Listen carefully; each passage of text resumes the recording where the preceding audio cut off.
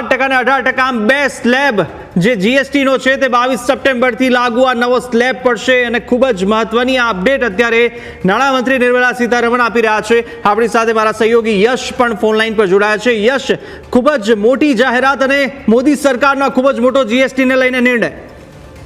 15 ઓગસ્ટના રોજ કુશાગ્ર આ સંકેત પ્રધાનમંત્રી નરેન્દ્ર મોદી આપી દીધો હતો। તેમણે સ્પષ્ટપણે લાલ કિલ્લાની પ્રાચીરથી કહ્યું હતું કે જીએસટી 2.0 અને દિવાળી પહેલાની ભેટ। તો દેશવાસીઓને દિવાળી પહેલાની આ ભેટ મળી રહી છે તે પહેલી વાત સ્પષ્ટ થાય।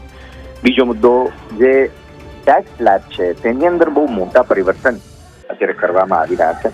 જે રીતે નાણામંત્રી નિર્મલા સીતારમણે જણાવ્યું કે 5% ટેરિફ આ ખૂબ જ મહત્વપૂર્ણ પગલું છે અને જે 12% ટેરિફ લાગતા હતા એ 12%માંથી જે ટેક્સ જે આઇટમ જે છે ચીજવસ્તુઓ છે તે 5% પર આવે છે તેમાં લોકોને બહુ મોટા છૂટછાટ મળવા જઈ રહ્યા છે।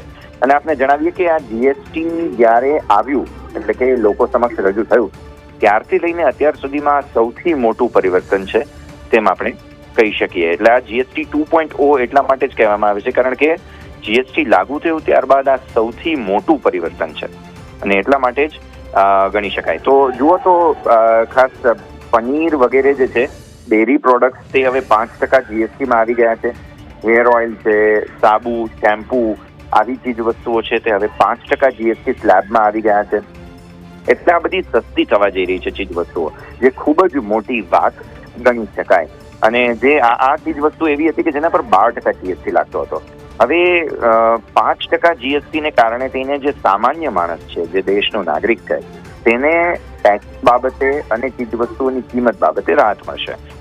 સાથે સાથે જે કંપનીઓ છે, જે એફએમસીજી કંપનીઓ કહીએ આપણે, જે ખાવા પીવાની ચીજ વસ્તુઓ કે આવા બ્યુટી કેર પ્રોડક્ટ્સ બનાવે છે, એમને પણ આના કારણે બહુ મોટો લાભ થશે। તેમના નફામાં મોટો લાભ થઈ શકે છે।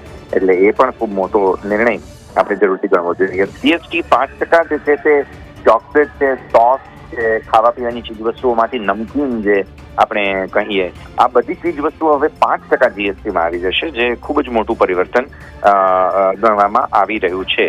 અને પ્રધાનમંત્રી દ્વારા પણ વાત કરવામાં આવી હતી અને 8-9 મહિના થી જીએસટી રિલીફને લઈને ચર્ચાઓ ચાલી રહી હતી તેવું પણ નાણામંત્રી નિર્મલા સીતારમણે અહીંયા નિવેદન આપ્યું છે। તો 8-9 મહિનાથી ચર્ચા ચાલી રહી હતી અને આખરે હવે એ ખાસ નિર્ણયો લેવામાં આવ્યા છે, જેમાં જુઓ ટેબલવેર એટલે કે ચમચી વગેરે છે, એ શીશી વગેરે હોય છે, કિચનવેર એટલે કે આપણે જે રસોડાના વાસણ વગેરે છે તે બધી જ વસ્તુઓ 5% જીએસટીમાં આવી રહ્યા છે। Toothbrush, cycle, shampoo, hair oil આ બધી જ વસ્તુઓ 5% જીએસટી સ્લેબમાં આવી રહ્યા છે। એટલે ઘણું મોટું પરિવર્તન કુશાગ્ર કહી શકાય અને આ દેશ માટે જીએસટી રજૂ કરવામાં આવ્યો, દેશમાં લાગુ થયો ત્યારબાદ આ પહેલું સૌથી મોટું પરિવર્તન ગણી શકાય।